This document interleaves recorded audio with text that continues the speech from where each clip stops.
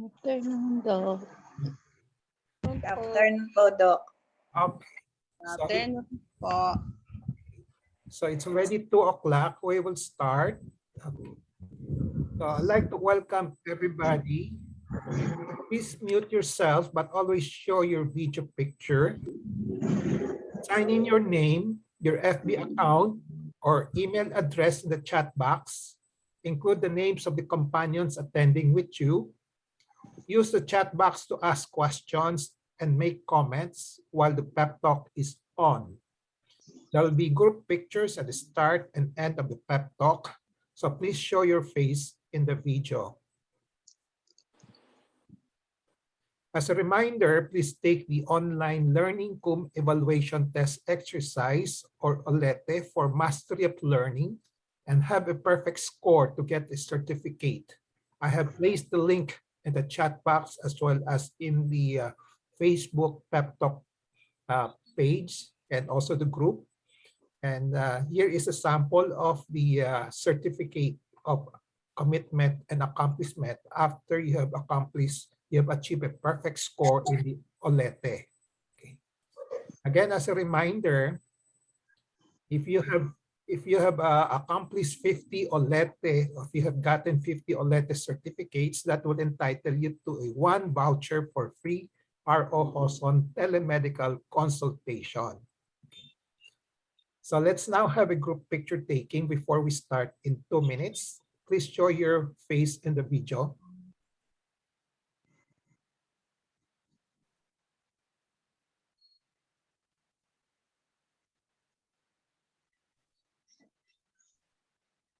Okay. Ready? Please show your face.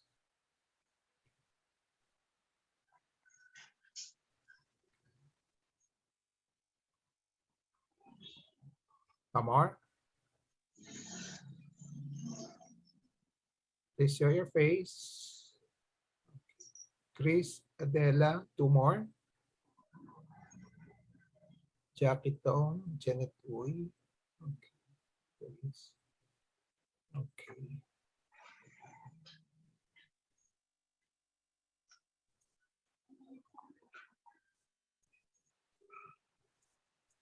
Okay. Okay, so we will have the first page first. Page 1. 1, 2, 3. Then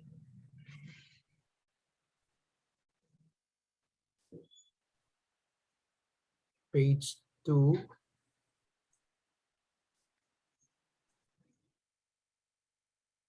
1, 2, 3.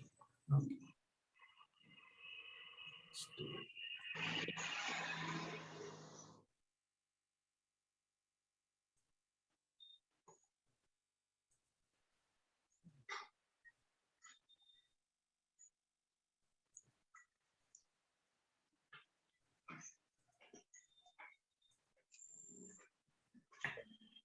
Okay, we'll start. I have a patient empowerment program in which I like to empower the lay people or patients to take control in the management of their health. There are 3 courses in the PEP Talk. I already completed the core course on October 9, 2021. From October 23, 2021, that's today, onwards, I will be tackling health disorder and health issue courses. This may take about 3 years or longer. My pep talk today is entitled Fundamentals and Generalities in the Development of Cancer. This is part of the cancer course. The empowerment objective is for the lay people to have an understanding of the fundamentals and generalities in the development of cancer as a health disorder or medical disease. Let me define some of the terms in the title. Fundamentals just mean the basic principles, the foundation, and the basis. Generalities, the majority, not all, not detailed, not specific. Because of the time constraint, I won't be able to discuss everything, just the generalities. And then when you say development of cancer, the appearance or growth of the cancer. The contents of this pep talk will be what is cancer, what are the different types of cancer, what are the possible theorized causes of cancer, what are the behaviors of cancers, how does cancer kill a patient, can cancer be prevented, is cancer curable? Let's start with what is a cancer. Cancer is a medical disorder, a medical disease. The question is, what is the difference between disorder and disease? Are they different or are they the same? Loosely speaking, they are the same, but strictly speaking, there is a difference. Disease is a more specific term compared to disorder. Disease is characterized by specific symptoms and signs that identify it as an abnormal entity in the body, whereas disorder is any abnormality or disruption in the normal structure and or the function of the body, and not yet pinpointing to the specific entity. Thus, cancer as a disorder is an abnormality in cell growth, development, degeneration, and death. Whereas cancer as a disease, when you say cancer is a disease, it's one that is identified as an entity with uncontrollable growth of cells with potential for invasion and spread. So here is a specific definition of cancer. Cancer is a medical disease when some of the cells, some of the body cells grow uncontrollably with the potential to invade the adjacent tissues or organs and to spread to distant tissues or organs.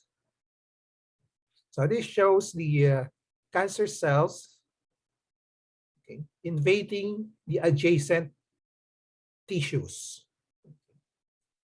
And this shows the cancer cells migrating or spreading to distant organs. In this particular picture, you have a colonic cancer, cancer in the large intestine spreading to the lungs. So this is a metastasis.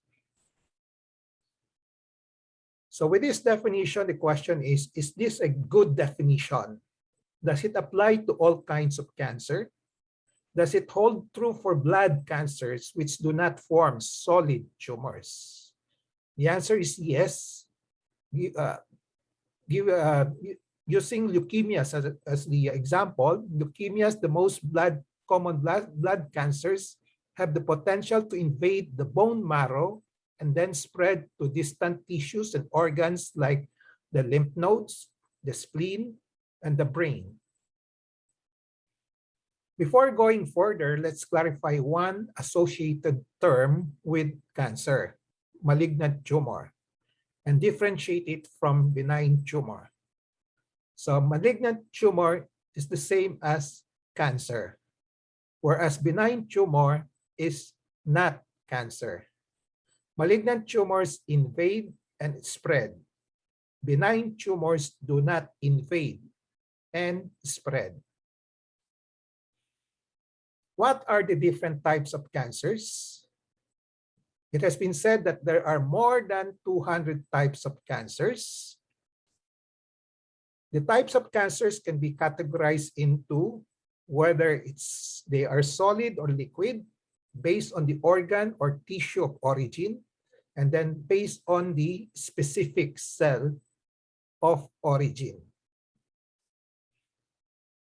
Whether solid or liquid cancer, cancer can be described as solid tumors. Usually there are tumors involving the organ, that's why it's called organ tumors, or liquid cancer as exemplified by the blood cancers. Both types are similar in that they are made up of abnormal cells that grow uncontrollably. Solid tumors form a mass or multiple masses, and the liquid tumors circulate around the body through the bloodstream. So they don't form a mass unless they metastasize to the distant organs. Now, based on the organ or tissue of origin, cancers can be classified as those arising from the breast, brain, bone, stomach, esophagus, lymph nodes, epithelial tissues, connective tissues, muscular tissues, and nervous tissue. Note here that no organ in the body is spared of cancer, although it's very rare to have cancers of the heart, spleen, and appendix, but cancers can still occur in these organs. Based on the specific cell of origin, examples are carcinomas arising from epithelial cells. You hear reports of adenocarcinoma, basal cell carcinoma, squamous cell, transitional cell carcinomas, then sarcomas from the muscle cells and fat cells, leukemias from bone marrow and white blood cells, lymphoma from the lymphocytes, multiple myeloma from the plasma cells, melanoma from the melanocytes, and germ cell tumor, neuroendocrine, and carcinoid tumors. What are the possible and theorized causes of cancer? Let me just say, all diseases, whatever it is, cancer or not, have underlying, antecedent, and immediate causes. And they all have predisposing, precipitating, and perpetuating factors. However, it is difficult to pinpoint the exact cause, a single cause at that, as oftentimes the cause is multifactorial. So at best, we can only theorize the possible causes and factors of diseases, including cancers. Here is an example analyzing the causes of death secondary to a heart disease. Let's start with a non-cancer disease. It's a similarity. So a patient dying from heart disease, let's say heart attack, the usual causes that you will see in the death certificate is that the coronary arterial atherosclerosis could be the underlying, and then after that, the myocardial ischemia, okay, the antecedent, and then the immediate cause of the death of the patient with heart attack is heart failure. Then for a patient not yet dying, you can also make some analysis in terms of the causes. Okay. So you can have a genetic predisposition as the underlying cause. The long-term unhealthy lifestyle could be the antecedent cause or precipitating and perpetuating factors. And then the coronary atherosclerosis could be the immediate cause of myocardial ischemia. Applying it to cancer patients, okay. An example here, okay, genetic predisposition could be an underlying cause for the cancer. Long-term unhealthy lifestyle could be the antecedent cause or the so-called precipitating and perpetuating factor. So if a patient keeps on living an unhealthy lifestyle, that is meant by perpetuating factor. And then gene mutation is the immediate cause. Another example for a cancer patient, again, genetic predisposition could be an underlying cause. Excessive exposure to radiation could be the antecedent cause or precipitating or perpetuating factor. And then gene mutation is the immediate cause. Still another example for a cancer patient. So there might be some patients with no genetic predisposition, but the underlying cause is the chronic irritation from chemicals, which now also becomes the antecedent cause or precipitating and perpetuating factor. And then the last step is the gene mutation, which is the immediate cause of the cancer formation. So the last ultimate and proximate cause of cancer is changes or mutations to the DNA within the cells. When you talk about DNA, so these are the DNA consisting of a large number of genes, okay, each of which contains a set of instructions telling the cell what functions to perform, as well as how to grow and how to divide. If there is an error in the instructions in the DNA, it can cause the cell to stop its normal function and may allow a cell to become cancerous. The three most common theorized ways by which a gene mutation can instruct a healthy cell to form cancer are the following. It allows rapid growth. So if there's a gene mutation in the so-called, this is the type of cells that is being identified, the oncogenes, now which can tell a cell to grow and divide more rapidly. So this creates many new cells that all have that same mutation. The other theorized way is failure to stop the uncontrolled cell growth. Normally, cells know when to stop growing so that you just have the right number of each type of cell. Cancer cells lose the controls that tells them when to stop growing. So a mutation in the so-called tumor suppressor gene allows the cancer cells to continue growing and accumulating.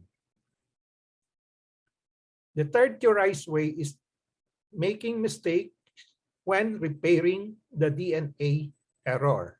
Okay, so normally you have DNA repair genes which look for errors in the cell's DNA and make the necessary corrections.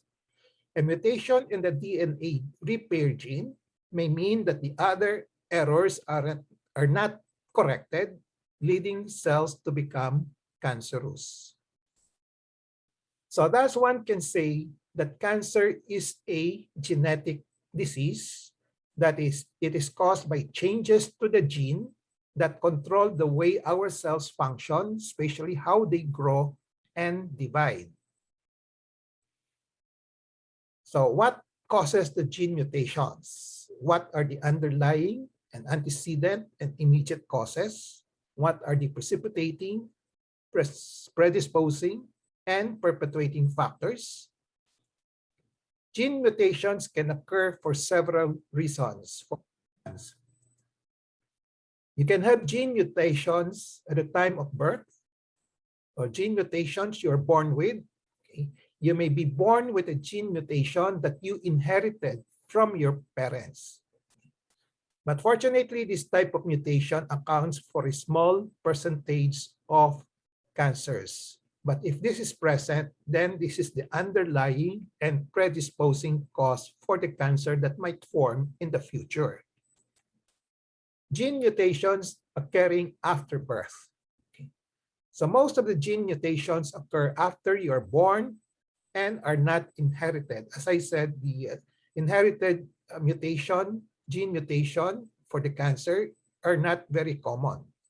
A number of forces can cause gene mutations, such as smoking, radiation, viruses, cancer-causing chemicals, obesity, hormones, chronic irritation or inflammation, and a lack of exercise. So if these are present, these are called the antecedent, precipitating, and perpetuating cause. So gene mutations that you're born with and those that you acquired throughout your life, they usually work together to cause the cancer. So this is just an infographic summarizing the genetic changes in cancer. You can have heredity, ultraviolet radiation, chemicals, viruses, smoking, and uncontrolled cell divisions. What are the behaviors of cancers? When cancer develops, it has the potential to grow and invade or infiltrate adjacent organs or tissues and also the potential to spread to distant sites in the body.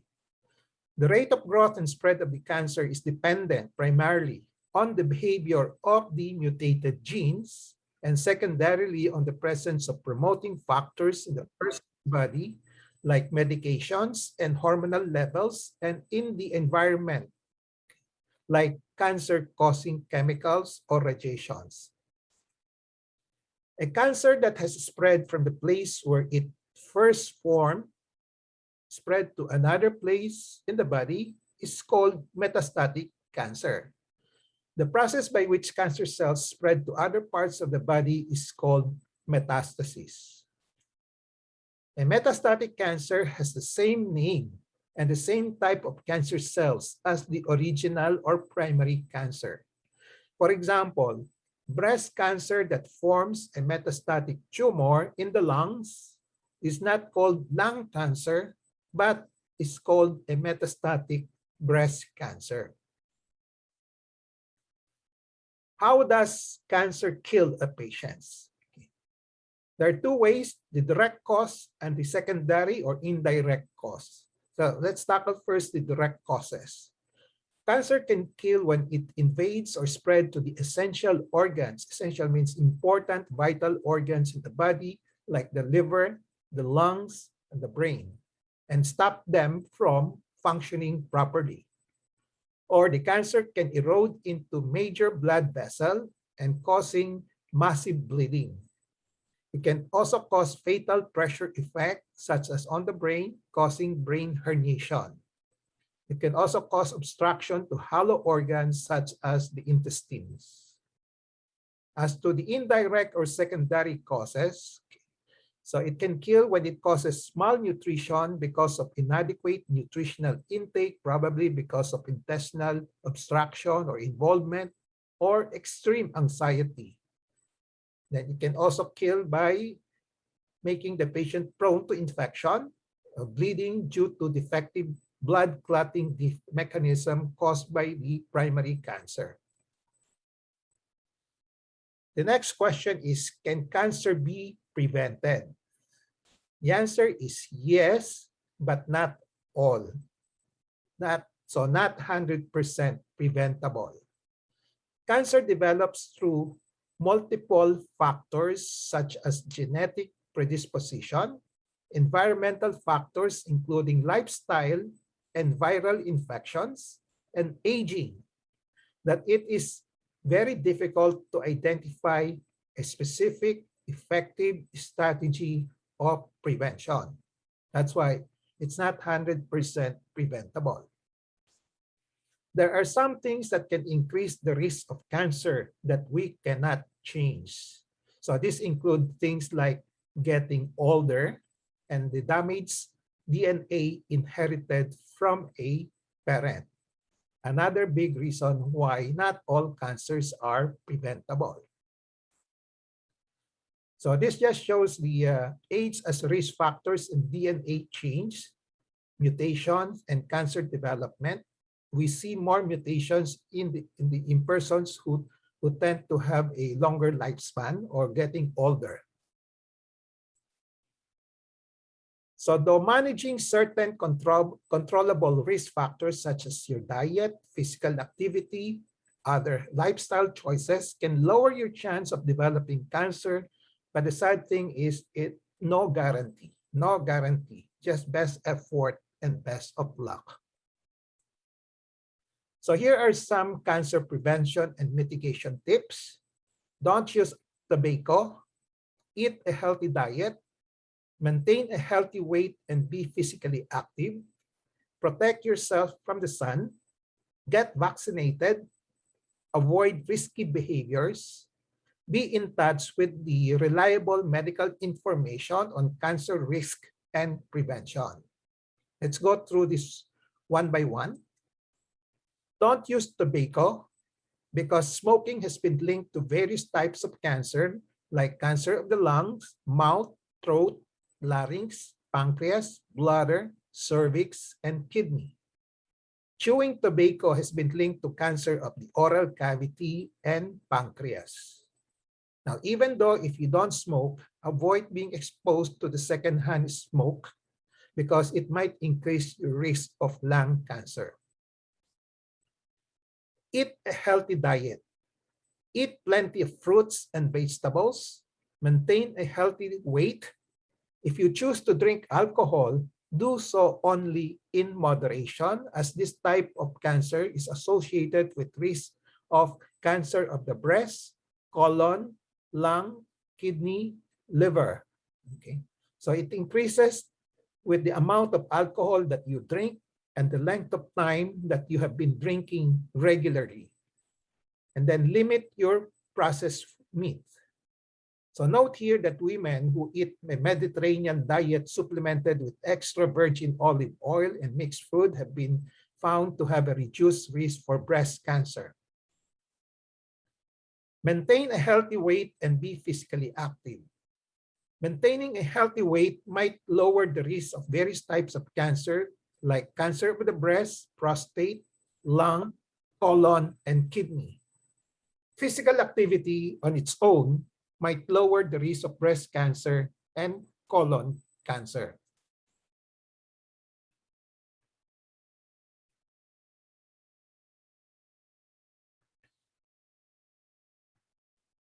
Number 4, protect yourself from the sun, primarily to prevent skin cancer. So avoid midday sun, stay out of the sun between 10 a.m. to 4 p.m. when the sun rays are strongest. Stay in the shade, cover exposed areas. Don't be stringy with the sunscreen. Avoid tanning beds and sun lamps.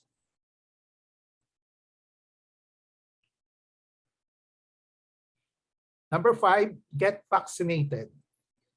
So if you are at risk, so we all know that virus can cause cancer. Viral infections can cause cancer. So cancer prevention includes protection from certain viral infections.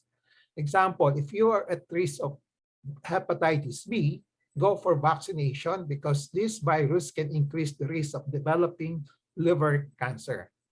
If you are at risk for human papillomavirus because of unsafe practice of unsafe sex, okay, you'll be at risk of developing cervical cancers and other genital cancers, as well as squamous cell cancers of the head and neck. Okay. Avoid risky behaviors. Practice safe sex to avoid HIV and HPV or human papillomavirus because these are associated with higher risk for cancers of the cervix, anus, penis, throat, vulva, and vagina, liver, and lungs. Don't share needles to avoid HIV and hepatitis B and C, as these are associated with high risk for liver cancer. The last prevention tip is to be in touch with the reliable medical information on cancer risk and prevention. As we all know, knowledge is power. So use the 4 Ks of patient empowerment: kaalaman, kakayanan, karapatan, and kapangyarihan to prevent the controllable risk of cancer. I think this is the last question. Is cancer curable? Before I answer this question, let's have some definition of terms or concepts. When you say medical cure, it's a medical condition that is completely gone and will never come back.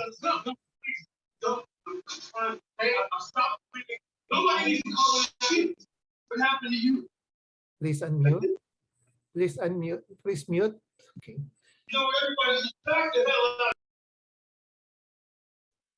Please mute. Okay.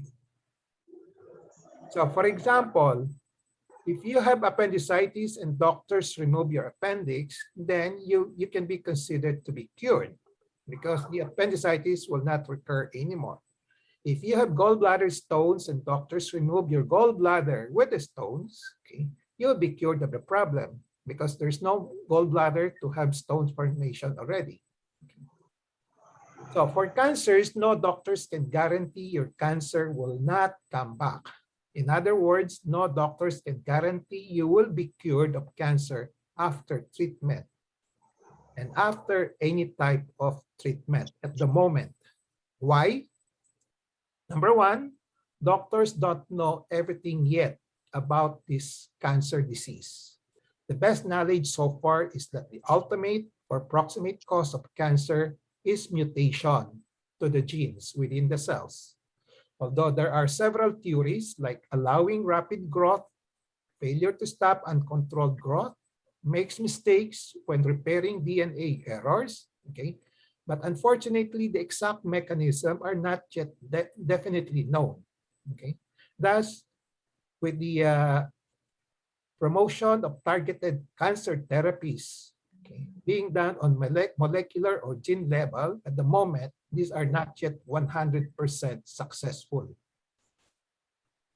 The second reason for why cancer is not curable, okay, the usual cancer treatment modalities like surgery, chemotherapy, and radiotherapy are strictly speaking just treating the primary, not treating. Let me repeat. Essentially, they are not treating the primary cause of the cancer because the cause is somewhere, okay? They just extirpate with surgery, they just kill with drugs, with chemotherapy, and they just burn the cancer with radiotherapy. Okay. So if the primary cause is still around, there's always a possibility of recurrence after treatment. Number three, no two cancers are the same. So each individual cancer possesses different biologic characteristics, even cancers of the same type. Some are slow growing, while some are fast growing. So usually the biologic behavior of the cancer is not known at the time of treatment. Only time will tell the rate of the growth and the outcome of the treatment.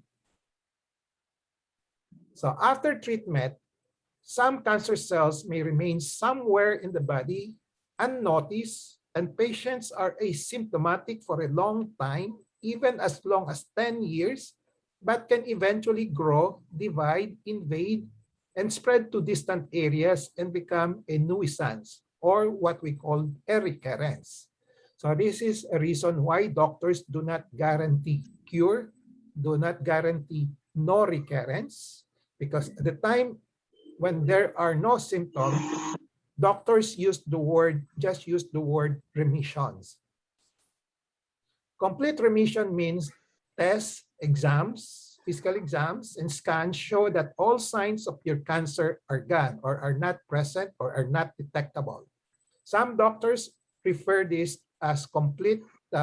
refer to this complete remission as no evidence of disease or NED, or no evidence of recurrence, NER.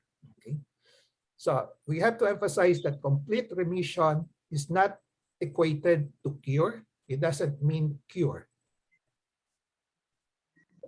Recurrence. Some cancer cells can remain unnoticed in the body for years after treatment. If a cancer returns after it has been in remission, it's now called a recurrence. And the cancer can recur in the same place it was originally diagnosed, or it can recur in a different part of the body. So up to now, there's no true cure for cancer. No guarantee it will not recur. Physicians do not talk of cure. They use the word remission if there are no signs of recurrence. But together with the patients, they always hope for a cure, especially for those cancers which are recognized, diagnosed, and treated early, and with known track record of slow growth in behavior. Okay. I'll now go to the summary and conclusion and takeaway. I have discussed all these questions that were posted. So let me just summarize each one of them or repeat some of them. Cancer definition is a medical disease when some of these body cells, and not all, some, grow uncontrollably with the potential to invade the adjacent body tissues and organs and to spread to distant tissues or organs. Okay. Okay. Again, these are the cancer cells showing invasion of the surrounding tissues. And then this just shows the tendency of the cancer to spread, okay, to a distant area. For this particular picture, the lungs, it can spread to the liver, to the brain, anywhere. Okay. Different types of cancer, more than 200 types. Okay. And the cancers are categorized into whether solid or liquid based on organ or tissue of origin and based on the specific cell of origin. Possible theories. Okay, we still don't know everything about cancer. The best knowledge is that the ultimate cause is the gene mutation. And there are several theories here that is being forwarded. It can allow rapid growth. There's a failure to stop the uncontrolled growth, and then it makes mistakes when repairing the DNA errors. That gene mutation that you are born with, so you might be born with gene mutation, and those that you acquired throughout your life, they usually work together to cause cancer. Cancer develops through multiple factors, not just one. Okay, genetic predisposition, environmental factors, including lifestyle and viral infections and aging, that it is difficult to specify the specific cause. And then the behavior, as I said, it can infiltrate the adjacent organs and tissues, and then it has the potential to spread to distant sites. How it can kill, primary causes, okay, invading the essential organs, liver, lungs, and brains, and then stopping them from functioning properly, bleeding from erosion of big vessels, brain herniation, and obstruction of the hollow organs. And then for the indirect cause, it can cause malnutrition, infection, and bleeding. Then how can cancer be prevented? As I said, yes, but not all. Not 100% preventable. The main reason is that the cancer develops through multiple factors: genetic predisposition, environmental factors, and aging, that it is difficult to identify an effective, efficient, specific strategy of prevention. And then there are some things that we cannot change, like getting older and the damaged DNA that we inherit from the parents, if that's be the case. And then the management of the controllable risk factors are just based on, it can lower your chances, but no guarantee. Best effort, best of luck. Okay. So up to now, whether there's cure, there's no true cure for cancer. Okay. Physicians do not talk of cure, they just talk of remissions. And then take away in relation to patient empowerment. So be always in touch with the reliable medical information on the fundamentals and generalities in cancer development. Okay. Knowledge gives power. So use the 4 Ks of patient empowerment, like kaalaman, kakayanan, karapatan, and kapangyarihan, to prevent cancer as much as possible.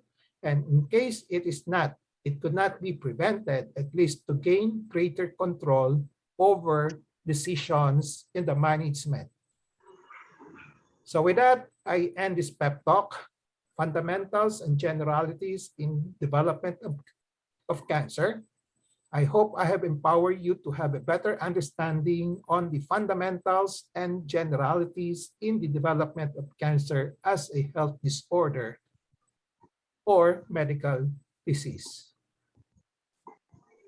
So before we go to the question and answer session, as a reminder again, take the online learning evaluation test exercise or PEP for mastery of learning and have a perfect score to get the certificate. The link is in the chat box already. Okay. 50 OLETE certificates will entitle you to a 1 voucher for ROJoson free medical telemedical consultation. Okay. So with that, we will now go for the picture taking first before the open forum.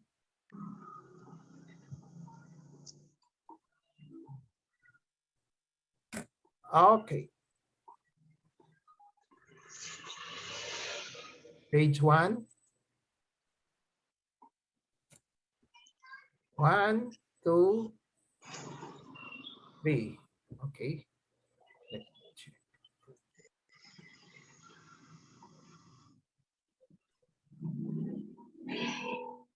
Page 2. 1, 2, 3.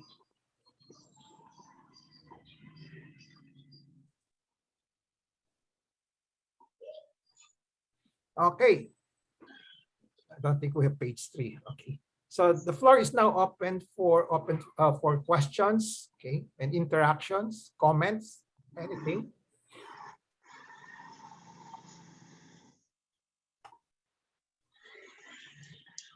So Radis will help me in the moderating the questions and answer portions.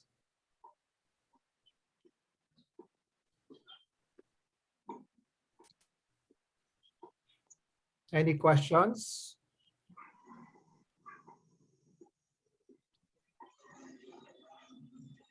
Does my lecture sounds very gloomy to all of you? I'm just being realistic. Okay. Any questions? Doc, yung stress po, merong factor din sa cancer. Yeah, Yung stress. yeah, theoretically there could be. Yeah. Okay. It's part of the lifestyle already. Lifestyle. No? Doc Francis po, I have question. Yeah. Okay, so Doc, since na-diagnose ako with breast cancer, so yung daughter ko, Doc, how early siya dapat mag-monitor in terms of yung sa breast care or sa ganun? So I was diagnosed at the age of 45. So for my daughter, Doc, so paano ba? How early dapat kami nag-monitor? Okay. Okay. Okay. A patient with a breast cancer, so there's a family history of breast cancer. So your family history of breast cancer, does it put you at risk of your family at risk for breast cancer? No? So theoretically, yes. No? But nothing's absolute in medicine. But once you have a family history of something, of a breast cancer, we just consider it as a, because in the end, it's still, we're talking about the gene, diba? Okay, so, yes, Doc. So most like, just consider is that it has a higher risk. Now, as to the how much higher, we cannot really quantify it now perfectly. But if you have 2 or 3 relatives, let's say a mother and then a sister having the same breast cancer, you are really at a higher risk. So you must be very, very vigilant on that, now compared to a situation in which there's only one member of the family who has breast cancer. No? So because of the risk, let's just call it there's a risk for breast cancer. We don't know kung talagang may risk o significant ang risk o hindi. No? But to play safe, be on the lookout. No? So when you screening, you're now talking about screening. Okay, so there are various types of screening. You can screen with, tapos na yun, kasi when you talk about screening, you talk about interview on the risk assessment. Tapos na tayo, positive risk na, di ba? Family history. So the next one is to do a physical examination, no? Or clinical examination lang, the simplest, no? Okay, so this can be done through the breast self-examination. Okay. Okay, that's a part of the screening. So it can be done at any age already. Okay. I see. Okay. So it can be done at as early as now. Pwede na kung teenager na yung anak mo. Okay. Yung breast self-examination does not cost anything naman. It's just doing it herself, di ba? Okay. So it's also effective in screening for breast cancer formation. No? So the third type of screening is yung mga gadgets na, di ba? This the one that I talked about last time. Gadgets, instruments, no? Okay. So for breast, you're talking about mammography, di ba? Mammography. Okay. So you can opt for mammography at age 50, no? Okay, if you want. No, then every 2 years. So that's the recommendation by the U.S. Task Force on Preventive Services and also the Canadian, the European groups. Okay, so but in the Philippines there are a lot of hospitals or doctors catering to more frequent mammography. No? Okay. So yun tatlo. Okay. So the least that you can do is do the breast self-examination. Okay, Doc. Okay. Thank you, Doc. Okay. Any other questions? Hi, Bones. Okay. So it's Doc, what if ayaw magpa-mammography pero gusto CT scan lang? Pwede din. who is talking? Who is talking? Agnes. Agnes Zapanta. Okay. Agnes. Kung ayaw magpa-mammography. Mammography, CT scan lang daw. Kasi masakit yung mammography. Okay. Okay. So when you talk about screening tools, so you're talking about laboratory diagnostic procedures now. So the first start with spelling out the objective. So the objective is to screen for the possible cancer, di ba? Okay. In a patient, in a person without any symptoms. No? So you list down all the options. The options are breast examination, then you have mammography, you can have CT scan, you can even have MRI, di ba? MRI, or even marami dyan, no? There are other people promoting tumor markers, di ba? There are other people also promoting thermography and ultrasound. Marami yan, di ba? So list down the options and then compare them in terms of accuracy for its of its technique, no? Okay. And then when you compare the accuracy, there's no such thing as 100% accurate in all the tests, no? Okay. At least kung let's say kung ang CT scan is 95 pero yung mammography mo is 90%, pwede na yon, di ba? Okay. That's good. No? The ultrasound is also, if you combine ultrasound and breast self-examination, the accuracy is also 90%, more than 90%, pwede na rin yun. No? Yeah. So you just have to lay down the data, the statistics. No? And Yeah. then also after that, on the second column of the comparison, you talk about the risk involved. No? So risk involved will include the side effects of the ill effects of the procedure, like pain. You mentioned about pain, no? Yes. You mentioned about radiation. Meron din, Yeah. may ill effect din yung CT scan, no? So the ill Yes. effect is radiation. Mammography also is radiation. Ultrasound, no radiation. Ganon, no? Okay. And after that, you also compare the cost that will be involved. No? Siyempre, mas mahal ang CT scan over mammography, over breast self-examination, which does not cost anything. No? Okay. Yes. So in the end, just a matter of kung talagang high risk, then you can go for CT scan. Kung ayaw ng pasyente na masaktan siya, okay? Kung ayaw niya talaga, that you cannot convince her to, sandali lang yan, it all depends on yung gumagawa. Sometimes it depends on yung gumagawa niya, yung technician. Kasi talagang pinipindot-pindot niya, no? Minsan ganon, okay? And then just ask her, if you cannot convince her, kung talagang gusto niya, then it's her choice if you want to have CT scan, no? Okay. Pero usually, you can go for mammography first, no? Then before the CT. Ang common kasi dito, Doc, sa Zamboanga is right now, as far as I know, they don't recommend mammography, but they recommend ultrasound. Is that all right? More often than not, they recommend ultrasound, especially if it's reproductive age group. Kasi masakit daw pag mammography. Whereas if older age group, 50 and above, or hindi na masyadong malaman yung suso, sa kanila ino-offer or nire-recommend ang mammography.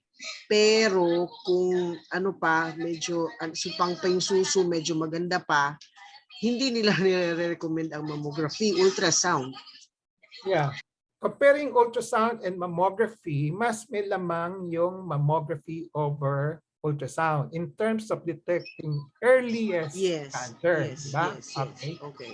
But of course, you have pain with mammography over ultrasound. Nanopay.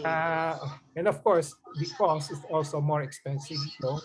Mammography, and then there also radiation. May radiation din yung mammography, no? Okay. So, so how do you? Depende na siguro sa doktor, Dok, no? Oh, hindi. Yeah, in the end, depends the doctor. That's why we're having this patient Yeah. empowerment program.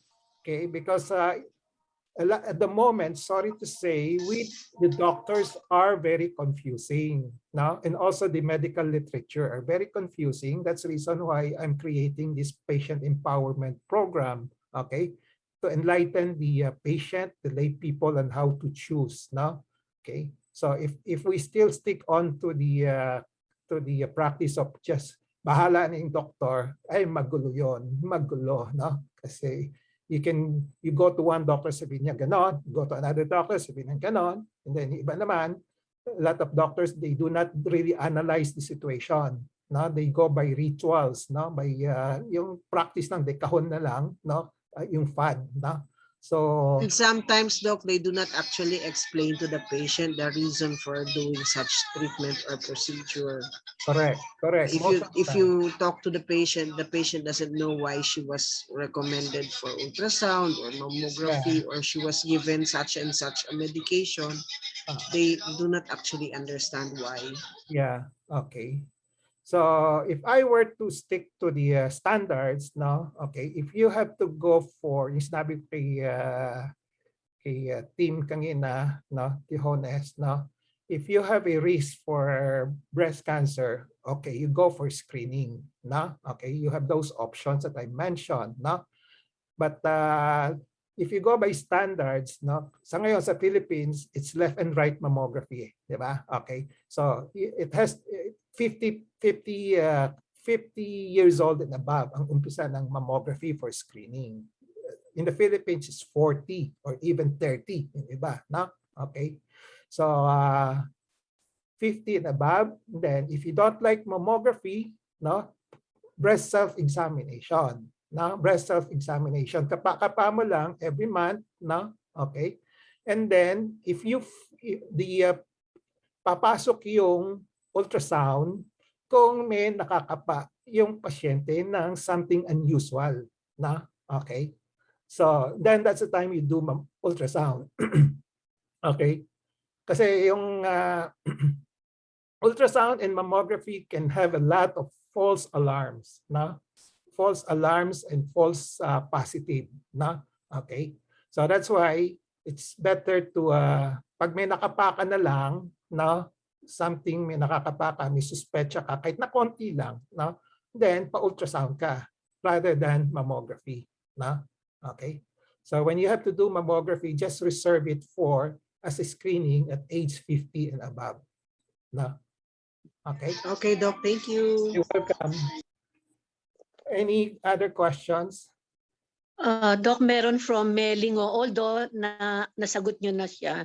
Nasagot nyo na earlier. Okay. Ito po yung tanong niya, Doc, what is the age requirement for mammography and how often? Okay, 50 years old. Ang aking, if I have to follow the recommendations of the, yung mga walang biases, na, okay, yung mga medyo reliable, US Preventive Task Force, and also the Canadians, na. So then after that, every 2 years. Na, okay. Any more? Wala na muna, Doc, sa chat box. Wala pa. Nana. So we still have 5 minutes. Okay. May I have please opinion on herbal medicine versus chemotherapy? Yan ang tanong ni Rochelle. Okay, Okay, how do you answer that? My answer is that you start first with your diagnosis, no? Okay, what you have, what's your problem, no? Okay, and then after that, if you have to go for, you're talking about herbal medicine and chemotherapy, which are treatment, no? Then, if there is a need for treatment, what is your objective? What is your goal for treatment, no? And then after that, let's say, is it to control? Is it to remove, to resolve, to eradicate? No? Okay. Then after that, you list down the options, no, of treatment. Okay. Like herbal, like chemotherapy, like surgery, like radiotherapy. Okay. Marami yan eh, di ba? Okay. Herbal, chemo, surgery, radio, hormonal therapy. No? Okay. And then you compare them based on the BRCA that I told you. No? So, so, so let's say example, kasi hindi very specific yung question. Ano, okay, as I said, start with the diagnosis. No? So let's say you have breast cancer. Okay. Let's start with the breast cancer to help me answer this question. Breast cancer advanced. No? Advanced na lang. Ha? Advanced na. Ano? Kasi they're talking, the question is on herbal and chemotherapy. Di ba? Okay. I just assume it's advanced. Then you list down surgery, chemotherapy, radiotherapy, ganun. No? So then you compare what is the best, which one has the better chance of controlling the disease, no? Chemo or herbal, no? If chemotherapy has a better chance of controlling the disease than herbal, then it has an edge already, di ba? Okay. Then you look at the side effects, no? Okay, the side effects is secondary, no? Kasi kung herbal medicine is just 1% baka effectiveness, chemotherapy is 30% or 20%, no? Although the side effects of chemotherapy malaki, marami, no? Herbal is halos wala, no? Konting let's say yung mga gamot lang, no? Okay? But to decide, you put more weight on the benefit, not on the side effect, no? Okay? Put more benefit on the yung effectiveness. Okay? Put more weight there. Kung 30% yung chemo, okay, over 1% sa herbal, edi ano na, chemotherapy na, di ba? Okay? And then of course, you also compare the cost and then the availability. No? So go back to your BRCA, Rochelle. Okay. Any more questions? Thank you, Doc. Chris has a question here. Radis, nakita mo? Does bone scan effectively diagnose early detection of cancer? Okay. So Chris, you're there? Are you still there, Chris? Yes Hi, po. Doc. Afternoon. Yes po. Okay. Does bone scan effectively diagnose early detection of cancer? It can. The answer is always yes. Anything can effectively diagnose cancer or early detection of cancer, but usually compare it with the other procedures also. Which one has a better? Marami yan eh, no? So bone scan, MRI, no? Tumor markers, no? Ganon. And then X-ray. So you compare them, no? Kasi even with X-ray, you can also have usually kadalasan late na yung sa X-ray, no? But bone scan medyo early, no? Okay. Okay.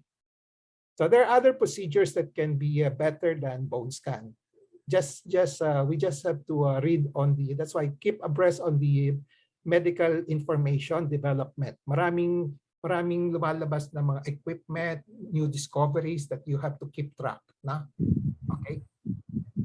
Any other questions?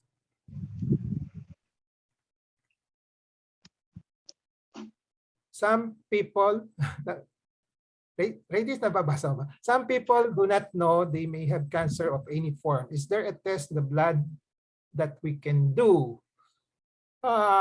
Shotgun na lang. Baka wala rin. Wala po yun sa chat box ko eh. Bakit kailangan walang question sa chat box ko? Walang lumalabas? Walang lumalabas. Okay. Okay. Abet, sa'yo ba? Okay. At least meron sa akin. Kikita ko. Wala din sa chat box ko.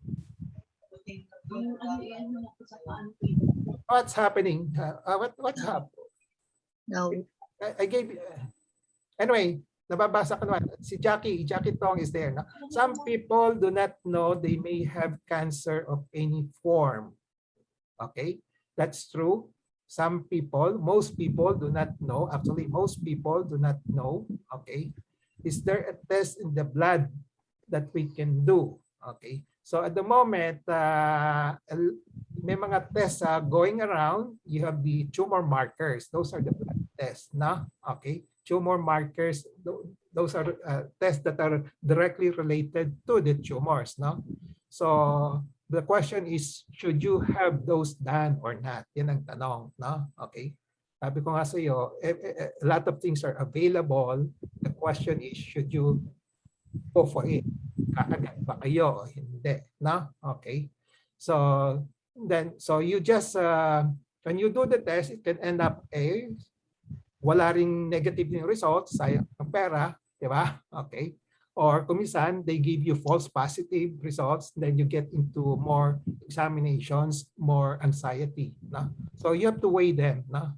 That's why I said in my previous lectures, screening, no? Okay, there are downsides, there are positive side to that. No? So if there is a high risk, a risk for cancer, go for it. Go for it na lang. Go for screening. No? Okay. Kung wala namang risk, just lifestyle na lang and then hope for the best. No? Okay. Maria Agnes Sapanta Mabolo is raising her hand po. Doc, I'd like to ask, what can you say about the cancer enzyme assay? Ano yun? Yung CEA? Ginawa rin kasi yun sa akin. Oh, tumor markers yun. Those are tumor Okay. markers. Those are called tumor markers. No? So, Yun po yung ginawa sa akin. Yeah. Yun yung nakitang mataas talaga. yeah, it can be done. But, okay. So, kaya nga, okay. When you have cancer, you can have elevated tumor markers. You can also have normal, di ba? Okay.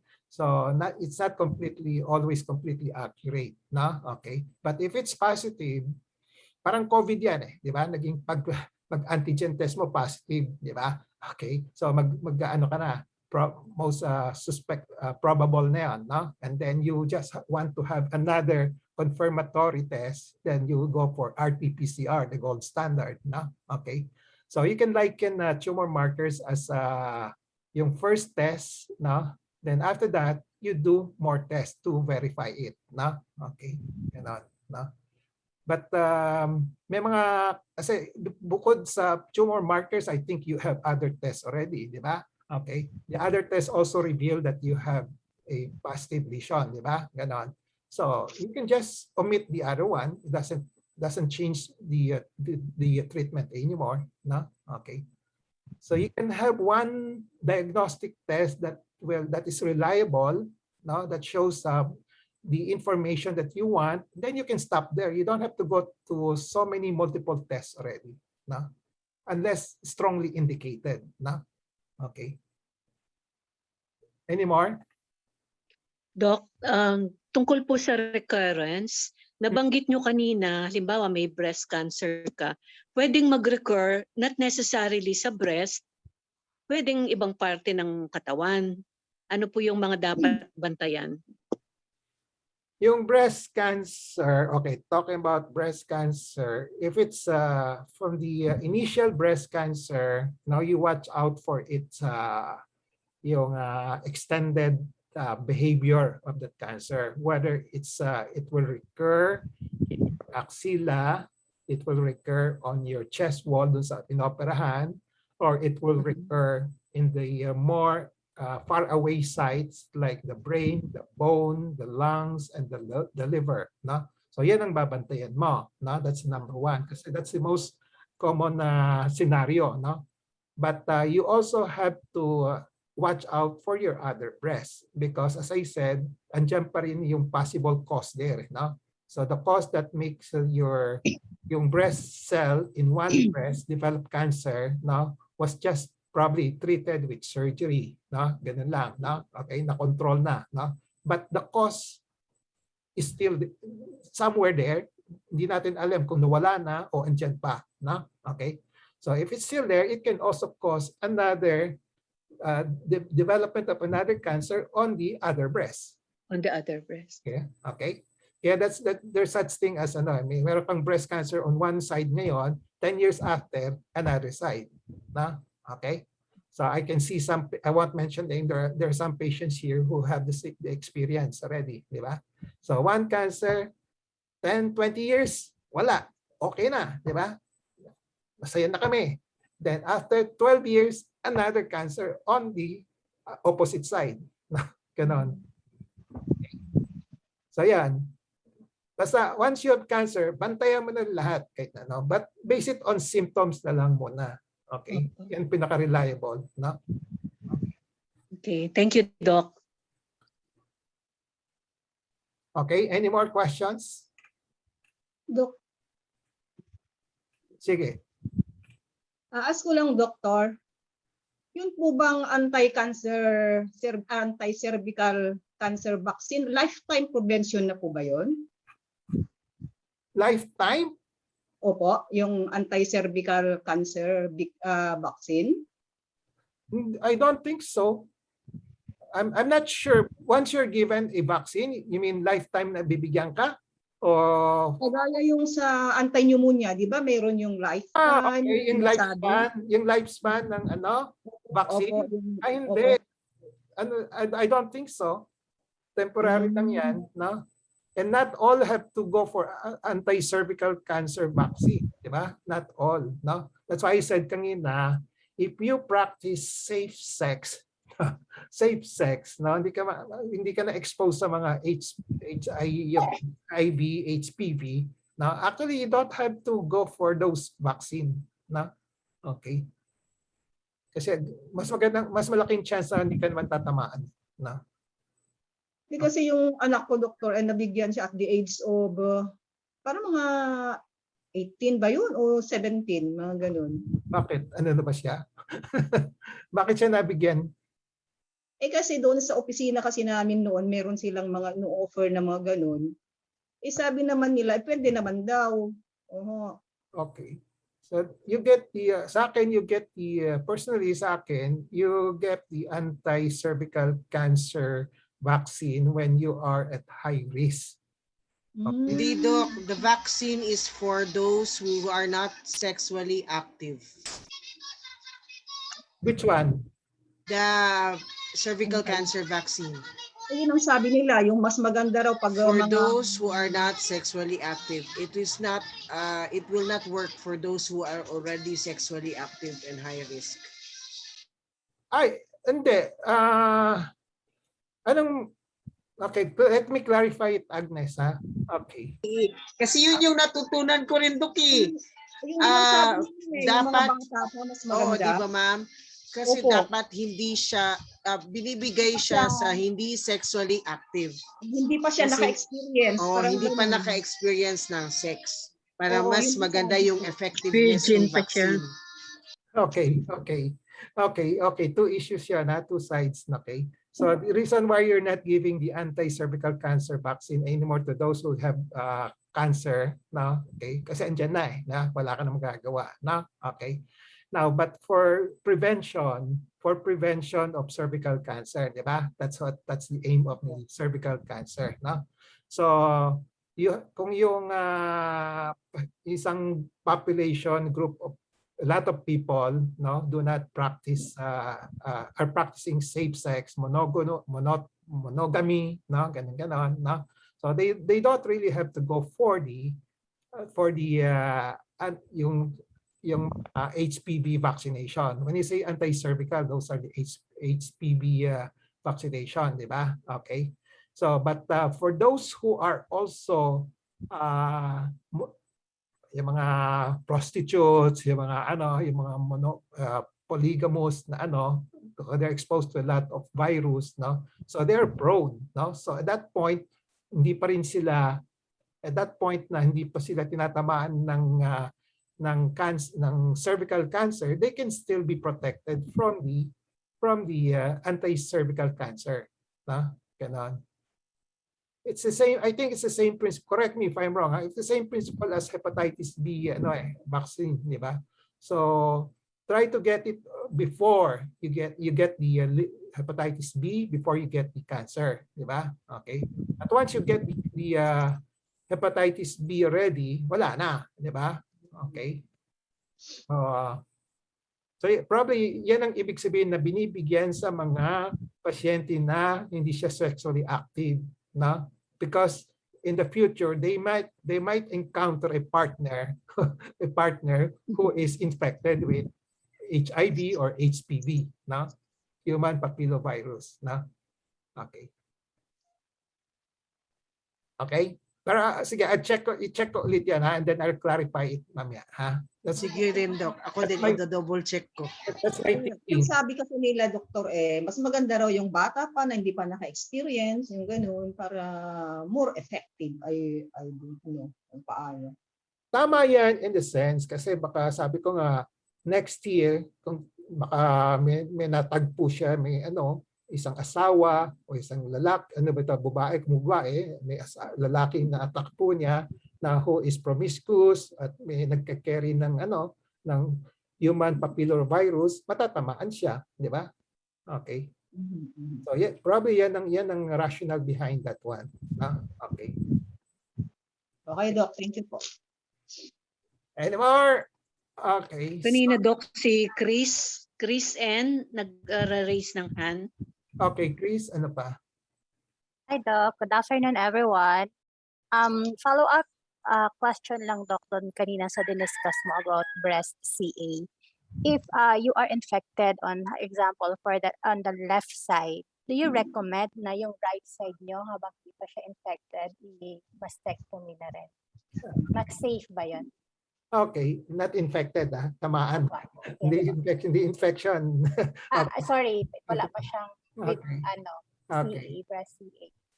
Okay. So, pros and cons. Kung usually, kung tinamaan ka sa one side, no, ang usually that will create a lot of problem is that one side, no, yung may tama, no.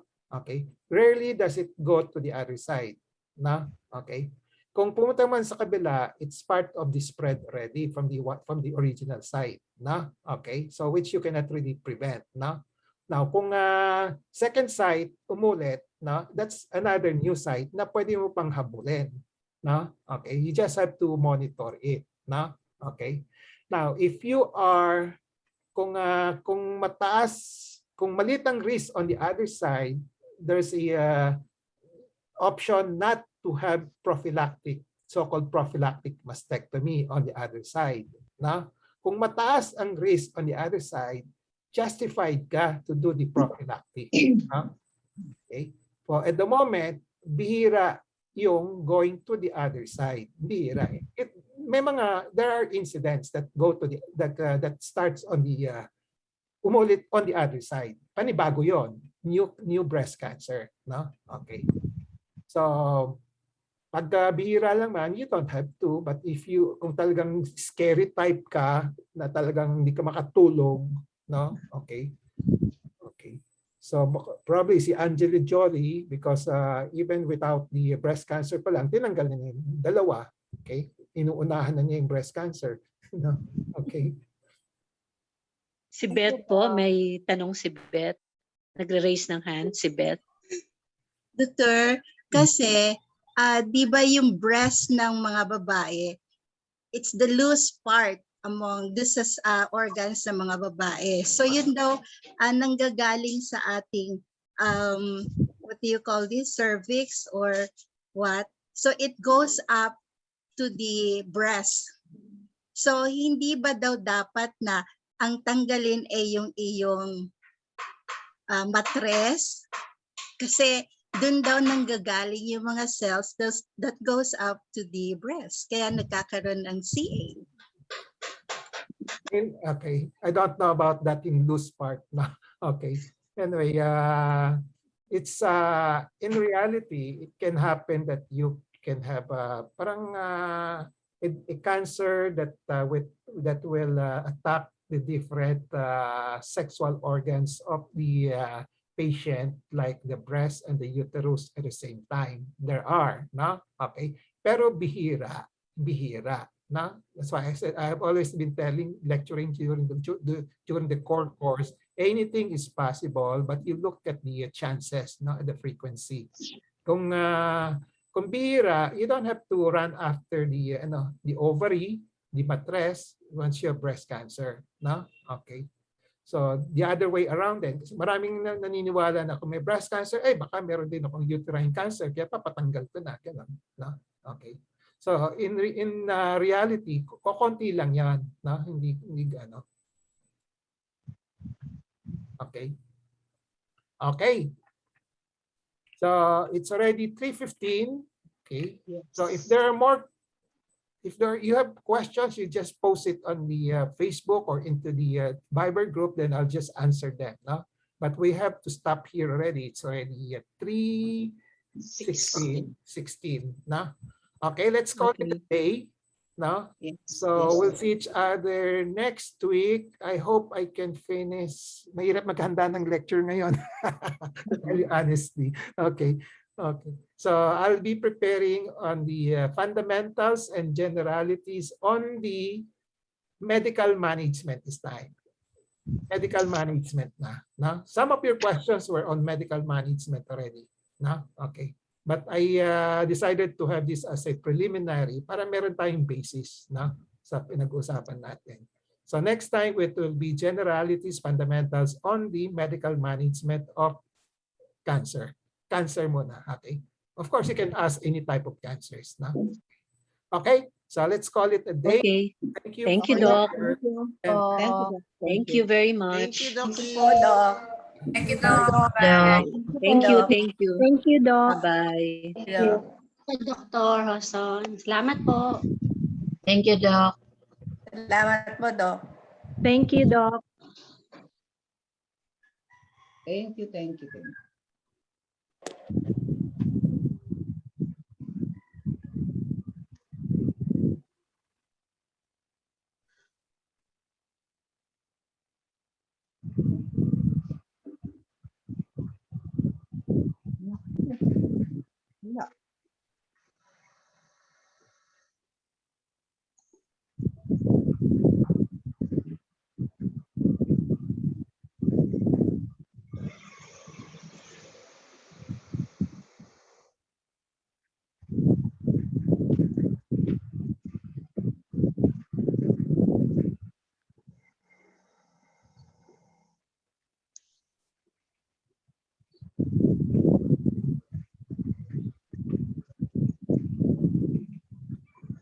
Okay.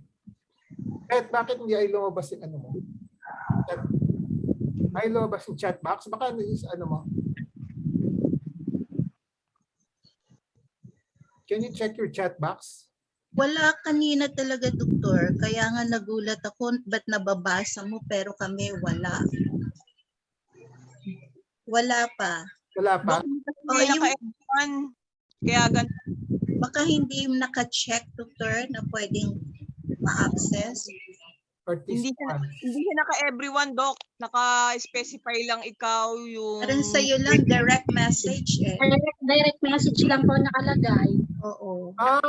Okay. Dinirect sa Hindi mo, atin. hindi naka-check siguro sa'yo yung for everyone.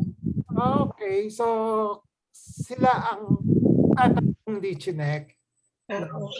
So, Doc, walang option na everyone. Yung mga co-host lang meron. Okay. Yeah, I saw it. Bakit sa akin pinili? Ayaw nila. Expo. Wala naman akong control doon, di ba? So, Apat lang, Doc. Wala na. Parang ikaw, yata, doktor, ang mag-check nun. kaya nga. Pero pag... kasi parang ako, me to everyone. Walang option na everyone, Doc.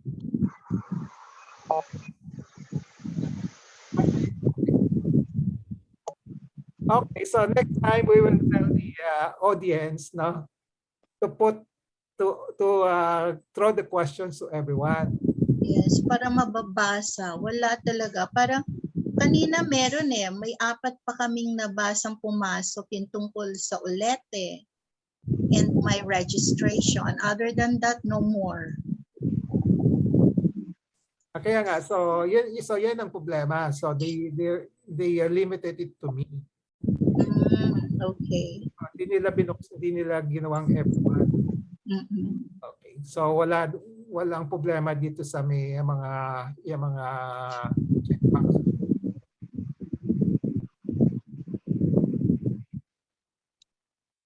Subukan mo nga. I-type mo nga yun sa'yo. Chat.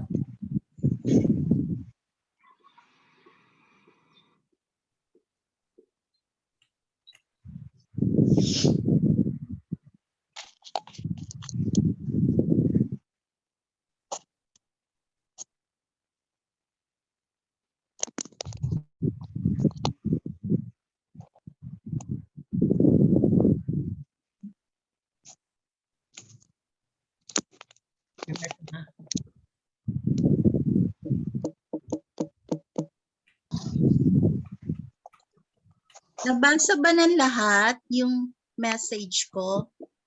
Well, to everyone? Ayan. Wala akong nabasa, Miss Beth. Wala. Kasi chinek ko na yung everyone eh. Chinek ng everyone. Yes. Spotlight host. Okay. Host. Now, did you see it? Yeah. To me. Oh, so na-check ko na, Doctor, yung everyone. So naka-direct pa din sa'yo. Kasi naka-red yung ano eh, yung name, yung ROJoson, then naka-enclose direct message. So kahit i-check ko yung everyone, sa'yo pa din papasok. Why? Am I correct, Mayan, or everybody? Kung hindi nila nabasa, so sa'yo pa din. Hey, test to everybody. Mayan, Jose. Test nakalagay po. Oh. Test. Ayun, test. O, nakita ko na yung kay Mayan. Ikaw, Jeng. Sige po, tatry ko po.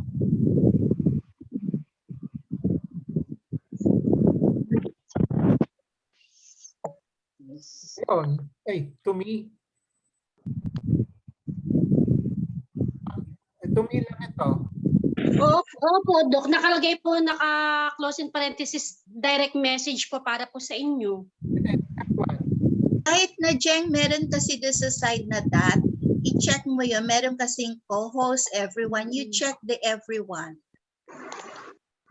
Yung sa chat box sa ano, merong, di ba, merong... Okay. You check everyone.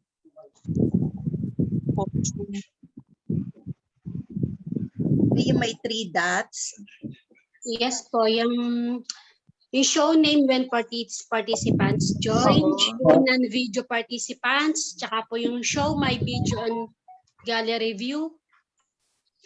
Siguro dapat everyone and anyone directly.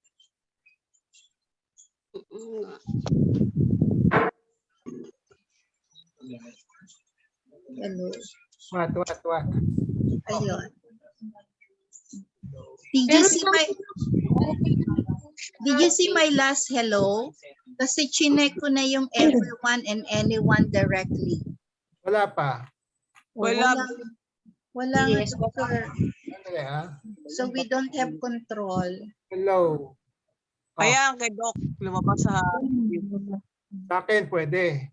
Hindi. Sa inyo po pwede. Dali. Okay. Baka nasa settings mo, Doctor. Kasi dati naman walang ganyan eh. Sa'yo. Meron? Pumasok? Hello? Yung hello mo, Doctor? You. Sa'yo. Oo, nakita ko. Not to everyone. To you. Direct. Nan? Wala? Yeah. Hello. To me directly, yeah. So how do you check? Baka yung ginawa kitang co-host, di ba? Okay. So is there a problem there, co-host? Ano meron dito, Dan? Kasi, teka doktor, sandali. Oo, naka-co-host. Mali, oh. Medyo kayong dalawa ni Radies ang co-host eh.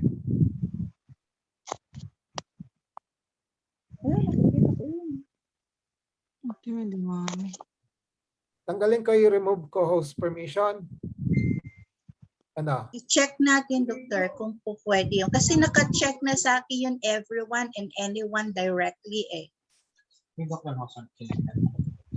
Oh. Doktor, ni-check mo rin ba yung anyone, everyone and anyone directly? Chat lang, nakalagay dito. Anyone in the meeting. Na-check mo na yan, doktor? Everyone in the meeting. Everyone. Everyone lang nakalagay dito sa akin. Wala akong option. Walang everyone and anyone directly kasi meron kaming everyone and anyone directly. Okay. Spotlight. Stop video. Chat.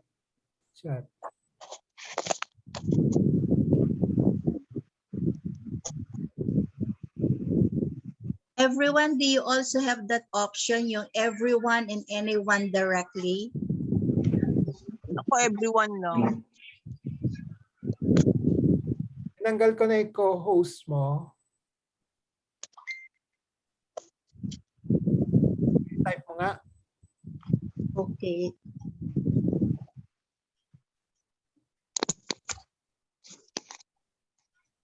Everybody see it, yung hello? Wala. Wala pa din, Miss Beth. O, naka-type na sa akin yung everyone and anyone.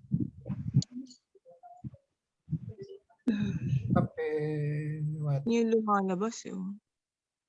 Kaya hindi namin makita yung chat kanina.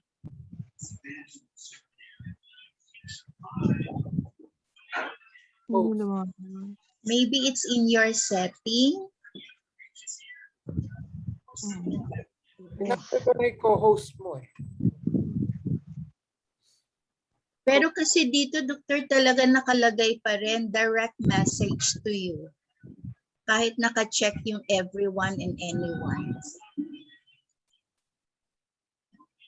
Host. I'm the host.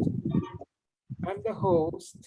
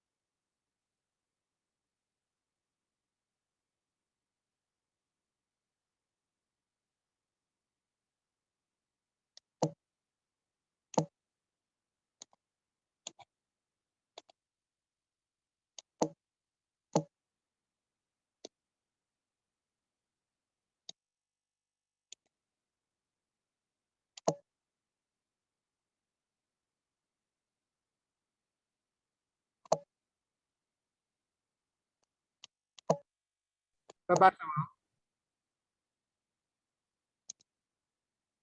Hello, everyone. Yes, I can read it. Bakit nawala yung dot po? Tinanggal ko na yung co-host mo. Okay. Tinanggal ko yung co-host mo. Pin. Ano ba ibig sabihin ng pin? Spotlight for everyone. Make host. Rename. Remove permission to record local file.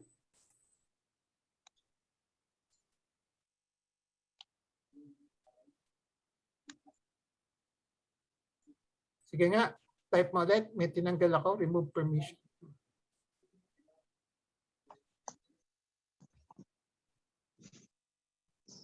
Sa akin pa rin.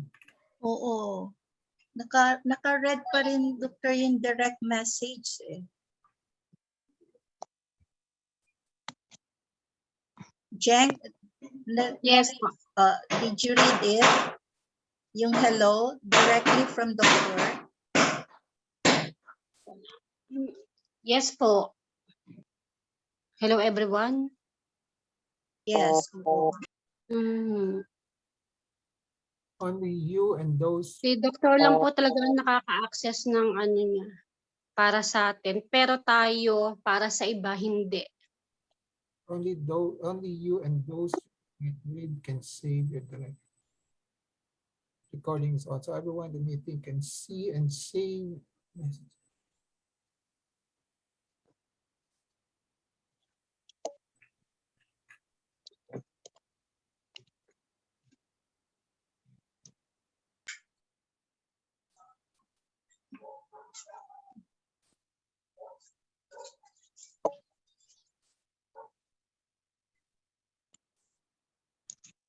What?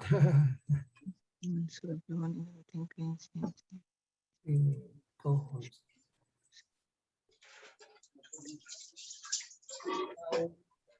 Walang ibang option to?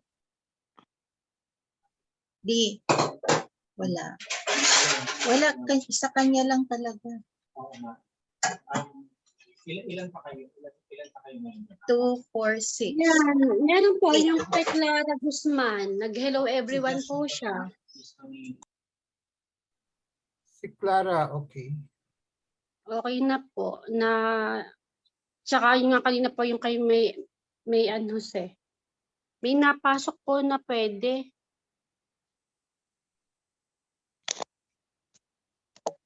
Try ko po ulit.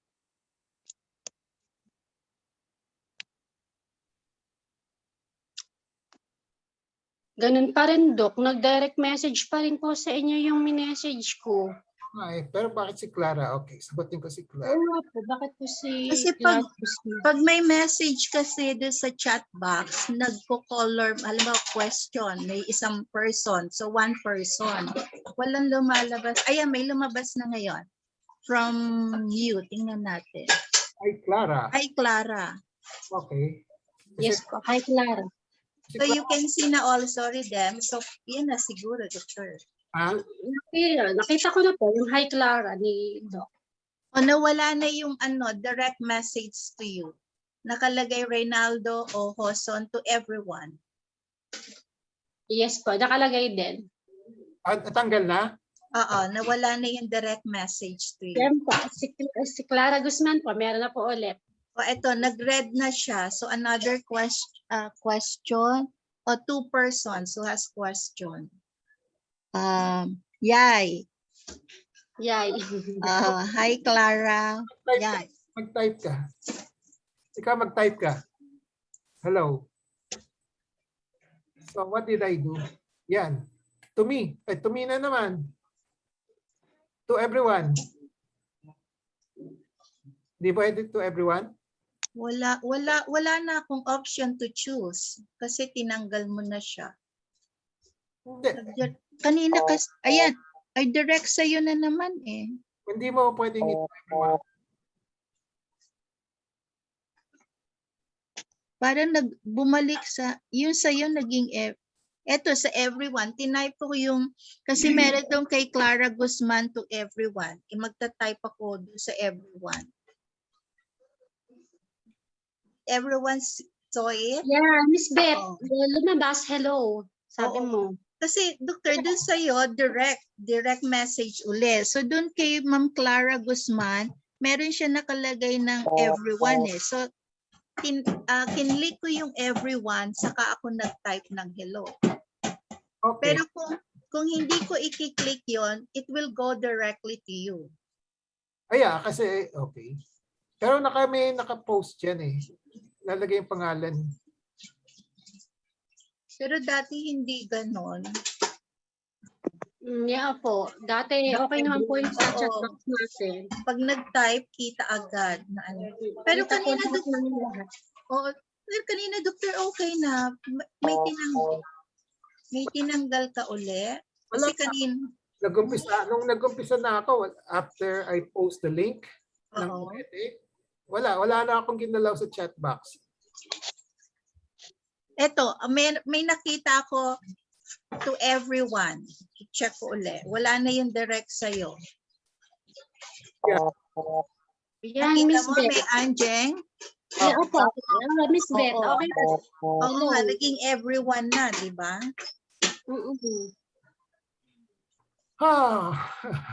You try nga, Jen, ikaw uli mag-type. Yes po, okay po. Kung everyone na. So nawala yung direct to doctor, di ba? Kaya pwede rin direct. Pwede mo i-direct din sa akin, di ba? Lalagay mo yung pangalan ko. Pero Pwede doon. pwede naman, doctor. Pero unlike before kasi, pwedeng wala. Oo, everyone lang dati ang Oo. option. O pwede ka na kaagad mag-type. Nag-direct message na ulit Miss Beth kay Doctor eh. Kaya nga eh. Ayaw mag-everyone sa'yo, Jeng? Ayaw mag- Opo. Ay, wala po. Opo. Hindi Not po unless, nag-agree. Jen, i-click mo yung everyone, yun, makikita namin. Pero kung magta-type ka lang, you try to click everyone.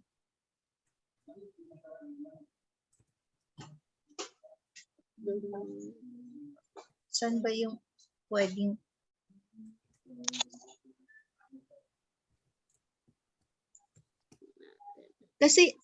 Kasi kung everyone yun, or kung ikaw lang naman, doktor, i-click namin yung Reynaldo Hoson. So ako lang. Oo. Ito everyone, but ito, Reynaldo Hoson, yan, directly to you. Yan. Unlike before, walang choices na ganun. Nakita mo, doktor? So, chinek ko yung pangalan mo eh. So, kung for everyone, kailangan i-scroll down ko dun sa pangalan mo, makikita everyone. Jeng, Mayan, Clara, Lorly, Therese, and Cecilia. Everyone. Oo. Everyone in the meeting.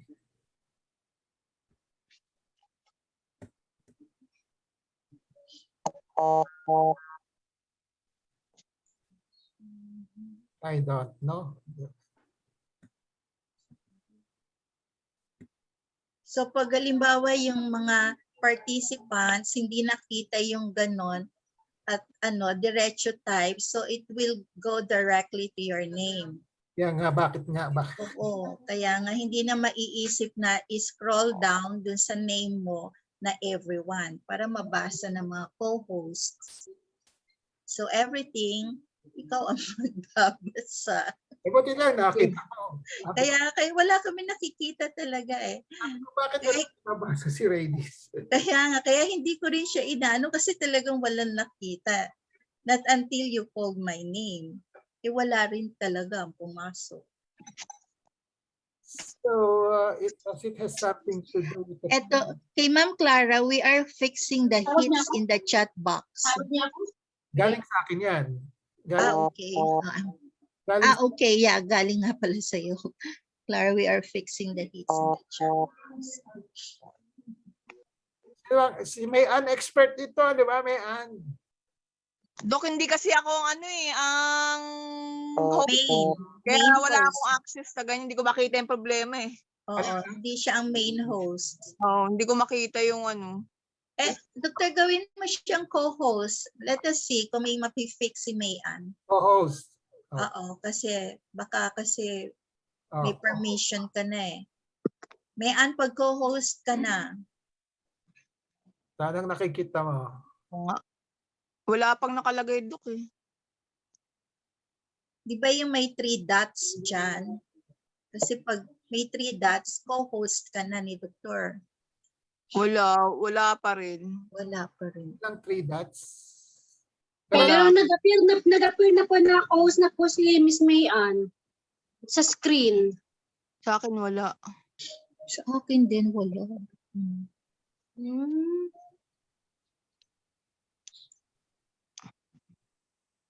Sa screen lang pero sa ano wala. Hindi pa rin na ano ni Doktor. Ayun. Hindi lumalabas.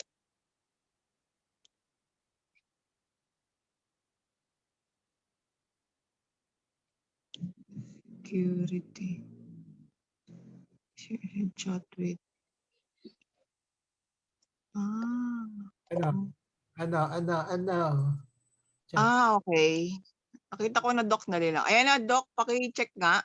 Kasi Doc, yung previously nakalagay everyone and anyone directly. Ngayon, ang iyang chinose ko, I chose everyone lang. So ngayon, Doc, mukhang tignan ko lang. Meron bang direct? Ako hindi ko nakikita yung directly. Everyone or pangalan na lang. Oo, meron yun, Doktor. Everyone and anyone directly. Baka pag-update sa apps.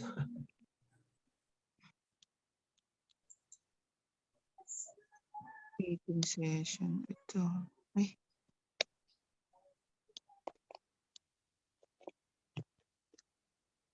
Meeting settings. Stop replay time. Pause control. Mute upon entry page.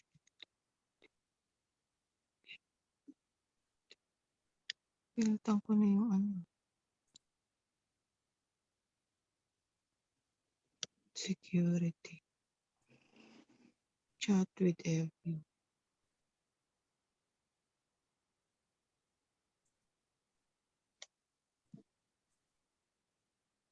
Ito, chinus ko na yung everyone. Chinus ko na, kasi Doc, yung nakalagay dito, allow participant to chat.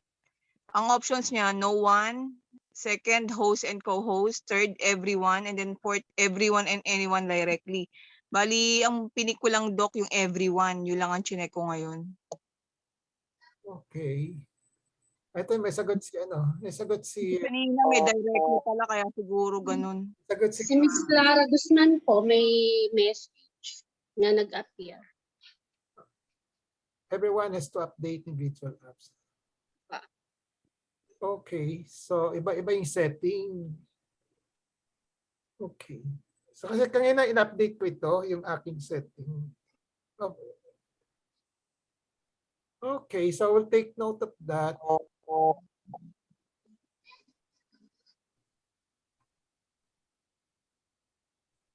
It is everyone and only host And co-host.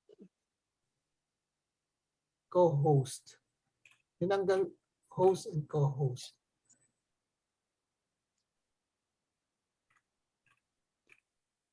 To everyone. Last time ganun. Hello. Oh. Nakikita mo? Ayan. O, Doc. And then... Okay, previously, Doc, naka-check dalawa eh. Anyone tsaka other direct something. Kanina? Oo, ngayon ginawa ko ng ano, everyone lang. Under na security, Doc, tignan mo. Under security? Chat with. Oh, tapos tignan mo yung chat with. At chat. With. Ginawa ko ng everyone. Kanina, ano, everyone and anyone directly. Ngayon, everyone na lang. To chat. Chat with. After nung ano, yung kanina, teka, sana ba yun? Security. Allow participants to Check ko. Tapos, chat with. Ay, binalik mo ulit, Doc, sa anyone directly. Ginawa ko ng everyone, para yun lang ang lalabas, konti lang. Okay, hindi, nag-click ako ng security, okay? Oo, tapos chat with. Wala akong chat with. Walang with. Ay, Allow participants to chinek ko yung chat. sa akin do kasi allow participant to chat with. Ang options niya, no one, host and co-host, everyone, and then everyone and anyone directly. Then pinik ko everyone. Wala nga. Iba-iba yung setting natin, no? Oh. Iba-iba yung setting natin. Okay. So, Oo nga. mas updated sa'yo. Pero bakit yung dati natin, Doktor? Yung first course natin. Everyone lang ang options. Parang ngayon lang din po nagkaganito yung natin, chat box na walang ibang nakikitang question. So, ang gagawin na lang, ayun na nga, kung hindi ka careful, magta-type ka na lang. Hindi mo i-ano dun sa name mo kasi merong scroll down eh. So, i-click mo yung everyone para makita, di ba?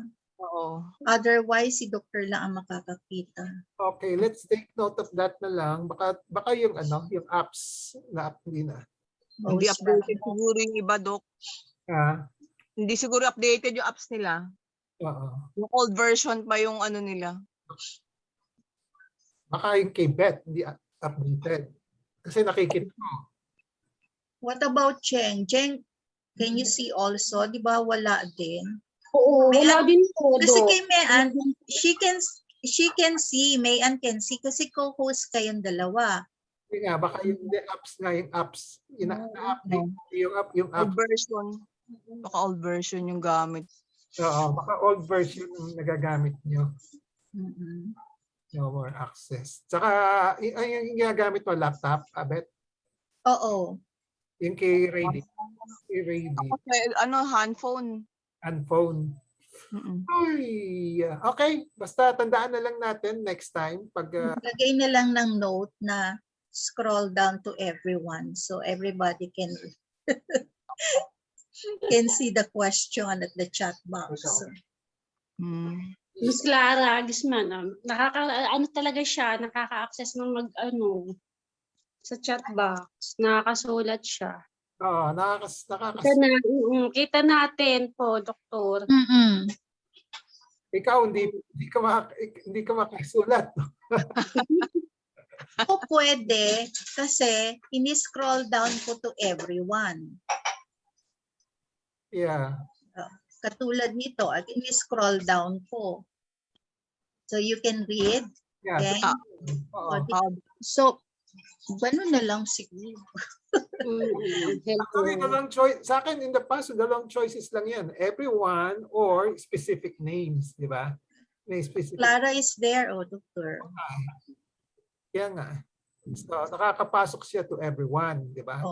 Pare, tayo nakakapasok ka ng everyone. Si Jeng lang di makapasok to everyone. Jeng, scroll down mo dun sa pangalan ni Doktor, tapos may makikita ka everyone. So, yun na lang ang i-click mo. I-scroll down mo yung, ibang may name si Doktor, tapos meron naka-arrow down. Iba din dito sa cellphone ko, Miss Beth. Pag inano ko yung name ni Doktor, nakalagay lang, everyone, Reynaldo Hoston, host, tsaka Mayan Jose, co-host. Yun lang. Yung everyone, you check the everyone. Everyone. Oo. Then you type. Click mo everyone. Tingnan natin. Everyone, meron. Okay, sige. Ayan. You type. Okay na yan. Type. Jeng. Mag-type ka, Jeng. Ayan. Ayan. Ganun sa everyone na lang. Everyone nga. Bakit na ayaw pumasok ng ina? Kaya nga. Kasi lahat nakadirect sa'yo. Okay, Doc. Kaya nakatingin lang kami sa iyo ni Ate Rides. Sabi ko, saan niya nababasa ni Doktor yung question? Ano, wala na yung direct message sa akin. Diba? Oo, kaya nga, saan nababasa ni Doktor yung question? Ba't wala kami mabasa? Dati everyone lang kasi. Oo, diba? Dati everyone, kaya madaling i-poke yung question, basahin. Okay na ngayon. So, nabasa ni Doktor yung Marami question. si Radis, hindi ko nababasa. Bakit nagkaroon ng chain reaction? Yan ang tanong. Ewan ko nga, Doktor. Kaya sabi ko, saan nababasa ni Doktor yung question? Walang lumalabas naman sa chat box. Kanina, ang nakita ko lang, sabi ko, bakit kaya direct message ang nakalagay kay Doktor? Tapos wala nang iba. Hindi ko nakita yun kasi nga, iniisip ko noon, pag nagta-type na ng question, kita na agad.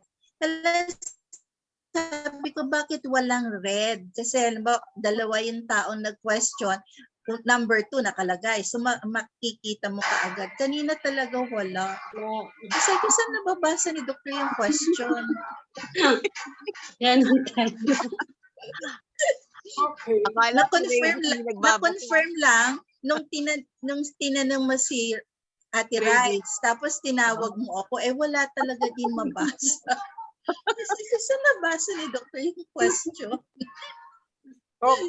Pero kita mo ito, tinireview ko. Kasi yung first message ko from the very start, from me to everyone, nilagay ko yung link. No? So, kasi pag late pumapasok yung iba, hindi nakikita yung earlier chat, di ba? Pag late. So, kaya ako pinopost yung link ulit every now and then. No? Pero sumunod na sumagot sa akin, sa chat box si Senny Cabral. Pero to me, Yes. good afternoon. Saka yung email address niya. Tapos ikaw, Beth, to me. Parang may chain reaction to me. Kay Christy, to me rin.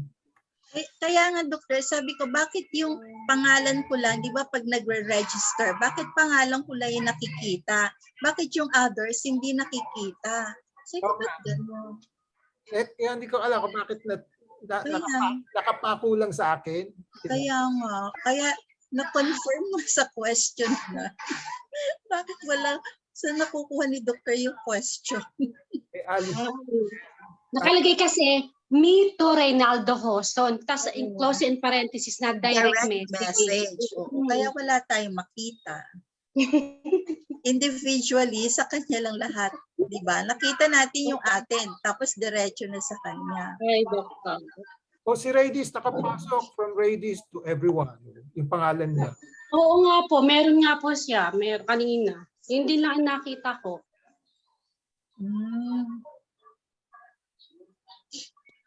Okay. Anyway, tandaan ko na lang natin. Just take note.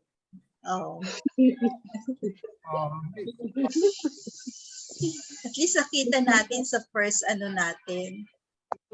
Para if ever, alam na natin yung gagawin natin. May tutulong na natin sa iba.